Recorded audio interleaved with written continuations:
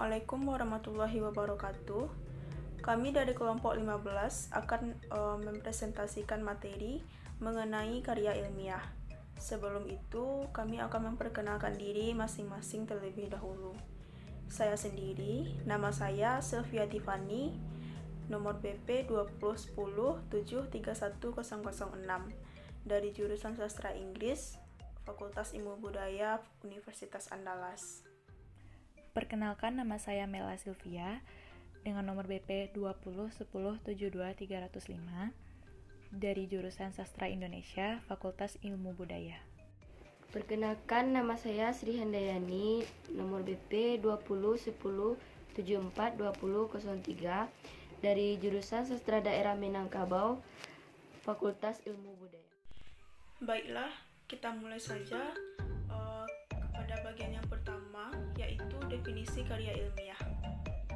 Karya ilmiah adalah laporan tertulis yang memaparkan hasil penelitian atau pengkajian yang dilakukan oleh seseorang atau sebuah tim dengan memenuhi kaidah-kaidah dan etika keilmuan yang dikukuhkan dan ditaati oleh masyarakat keilmuan.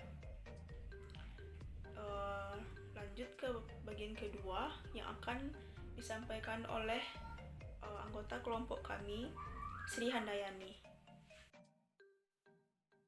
Baiklah, yang kedua yaitu jenis karya ilmiah. Karya ilmiah merupakan karya seorang ilmuwan yang ingin mengembangkan ilmu pengetahuan, teknologi, dan seni yang diperoleh dari kepustakaan, penelitian, dan pengetahuan orang lain.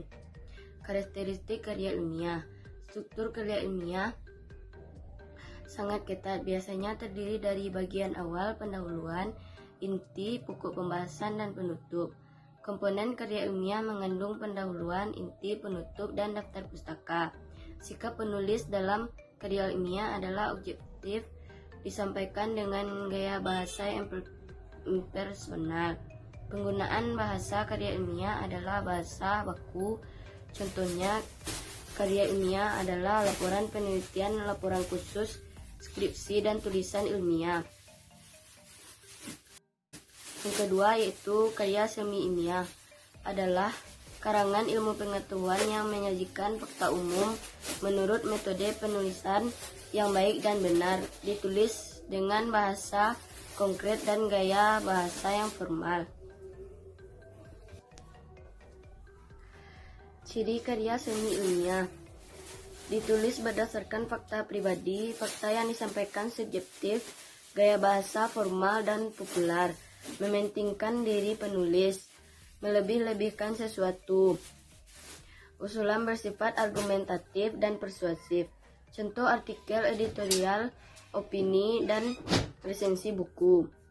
Yang ketiga yaitu karya non-ilmiah, adalah karangan yang menyajikan fakta pribadi tentang pengetahuan dan pengalaman dalam kehidupan sehari-hari. Ciri-ciri karya non-ilmiah: yang pertama yaitu ditulis berdasarkan fakta pribadi, fakta yang disimpulkan bersifat subjektif, gaya bahasa konotatif dan populer, tidak memuat hipotesis, penyajian dibarengi dengan sejarah, imajinatif, tanpa dukungan bukti, situasi didramatisir. Contoh karya non-ilmiah adalah dongeng, cerpen, novel, drama, dan roman.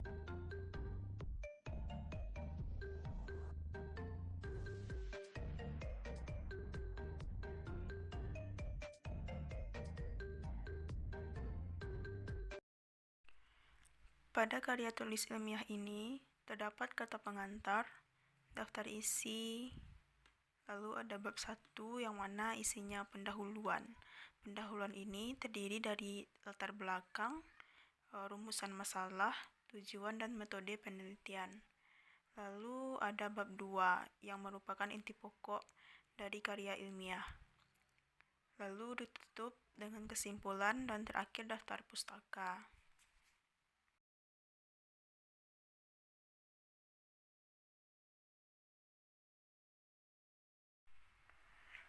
Pada contoh karya semi ilmiah, kami mengambil contoh opini.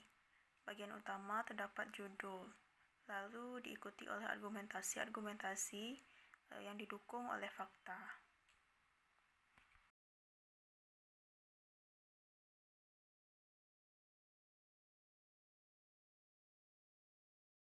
Karya non-ilmiah di sini terdapat cerpen. Cerpen ini diceritakan dengan bahasa yang populer.